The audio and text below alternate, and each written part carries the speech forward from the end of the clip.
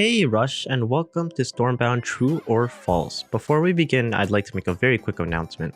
I have just updated my Reckless Rush guide with the help of Stormbound Kitty, and I was also featured in the most recent podcast hosted by the Brood Sages. Links will be in the description for both if you're interested.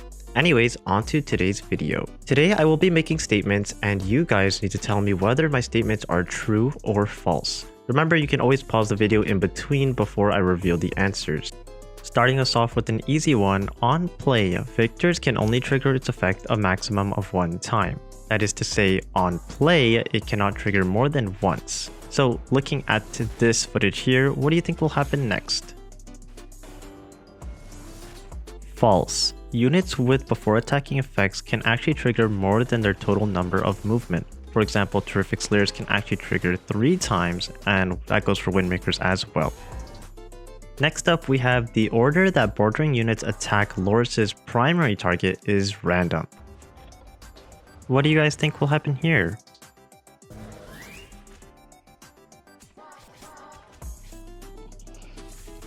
Let's take a look at a couple more examples to see what happens.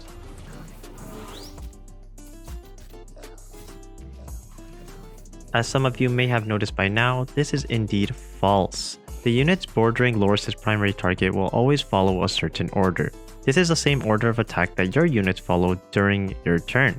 Starting from the top left corner, moving rightward, and then down onto the next row. So on to the next question. Unlike Laurus, Unhealthy Hysteria units will attack bordering units at random. True or false? Yep, this is true. Laurus and Unhealthy Hysteria can both trigger before attacking effects. As surprising as this one might be, this is actually true. As you can see here, there are many different interactions that you can use with Laurus and Hysteria alike, and honestly, it's just amazing. For example, when you use Hysteria or Laurus against a Dawn Sparks, you can actually carry over that mana towards the next turn. But be careful though, because some of these interactions may end up biting you in the bucks of Wasteland. More specifically, cards like Beast of Terror or Victors of the Melee, these cards can only damage enemy units, so be careful. Now time for some very tricky and puzzling questions. Faithless Prophets is able to move backwards at the start of your turn. Funny enough, this is actually true. A poisoned Faithless Prophet can indeed move backwards, and this can set up for hilarious plays where the enemy has absolutely no counterplay. For all the next questions, assume both players are sitting at 1 health each. If the enemy uses Needleblast while you have a Chestnuts on board, you will win the match.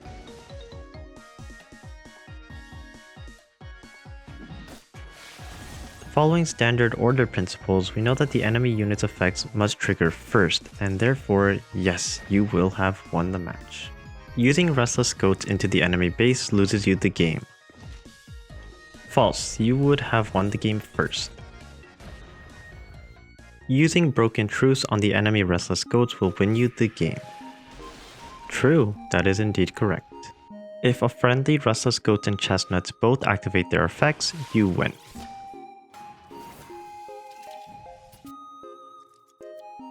Nope, stop spreading lies, Reckless. That is indeed false. The order in which they are triggered will be dependent on where they are situated on the board. Refer to the order of attacking to understand better. Saving the absolute best for last here, Mirz's Hat is extremely long. This is one of the most infamous Stormbound questions, and it is the most debated between all the pros in the scene, but the answer to this is actually false. This is not Mirz's Hat at all. This image will prove to you that this is indeed false, as the round part of his hat is actually his staff, and his crown is not actually as long as you might have originally thought. That will mark the ending of today's episode. I really hope you guys enjoyed watching this one, and let me know how well you guys did in the comment section below. How many did you get right? How many did you get wrong? I want to know.